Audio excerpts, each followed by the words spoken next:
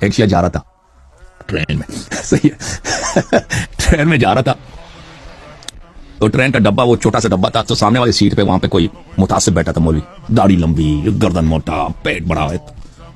तो मौलवी साहब को पता चल गया किसी तरीके से कि सामने वाला शिया, ठीक है ना, शायद उसके हाथ में अंगूठी अकीक देखा, कुछ देखा, उसको अंदाजा हो गया कि शिया, दाढ़ी भी छोटी है, मतलब पता चल जाता है कि हो सकता है शिया।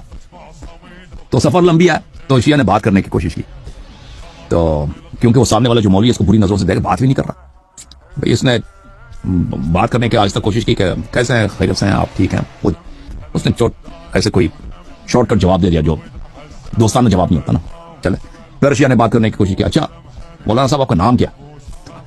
तो वो मौलवी साहब का जो भी नाम था ना, उसने अब उसको अंदाजा हो गया कि शिया गुमान हो गया, तो उसने इसको सताने के लिए, क्या तुझे मैं तंग करूं, खूब तुझे तकलीफ दिलाऊं, बोला उमर, ऐसे तेज में बोला उमर, ठीक है ना तो गजब से उमर। तो शिया ने कुछ नहीं बोला, जवाब नहीं दिया। तो उसको ये तवक्को थी कि शिया कुछ बोलेगा, इसको बुरा लगेगा, कुछ कहेगा, इसने शिया ने कुछ नहीं बोला।